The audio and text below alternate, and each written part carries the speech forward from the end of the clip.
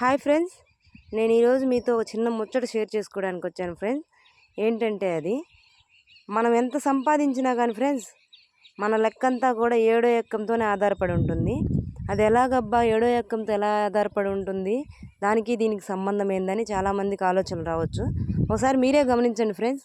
ఏడో ఎక్కాన్ని 7 ఒకట్ల 7, 7 అంటే బాల్యం పూర్తయ్యే వయసు, 7 రుళ్ళ 14 యవ్వన వయసు, 7 మూల 21 వివాహ వయస్సు, 7 నాలుగుల 28 సంతాన వయసు, 7 ఐదుల 35 సంసారం వయసు, 7 ఆరుల 42 కుటుంబ బాధ్యతల వయసు, 7 ఏళ్ళ 49 ముసలి వాళ్ళకు స్వాగతం పలికే వయసు, 7 ఎనిమిదిల 56 జాబ్ చేసే వాళ్ళకైతే రిటైర్మెంట్ వయసు. అది వ్యవసాయం చేసే వాళ్ళకైతే ఎటువంటి రిటైర్మెంట్ వయసు ఉండదు. అదేవిధంగా 7 9ల 63 కొంతమంది 60 సంవత్సరాలు దాటిన వాళ్ళు షష్టి పూర్తి చేసుకుంటారు.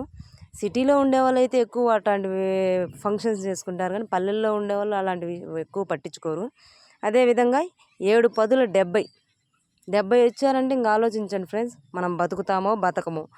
బాగా అప్పటి రోజుల్లో రాగి సంగటి, జొన్న సంగటి అట్లా తిన్నవా మనం పూర్వీకులు అయితే బతుకుంటారు, కానీ మనమైతే బతుకుతామన్న గ్యారంటీ అస్సలు లేదు ఫ్రెండ్స్. ఎందుకంటారేమో, మనం తినే తిండి ఇప్పుడు ప్రస్తుత కాలంలో అయితే అంతా కలుషితమైన తిండి, ఫాస్ట్ ఫుడ్కి అలవాటైన మన శరీరము ఎక్కువ రోజులు బతుకుద్దంటే గ్యారంటీ ఇవ్వలేము. ఓకే ఫ్రెండ్స్, నా వీడియో మీకు నచ్చినట్లయితే సబ్స్క్రైబ్ చేసి లైక్ చేసుకోండి ఫ్రెండ్స్.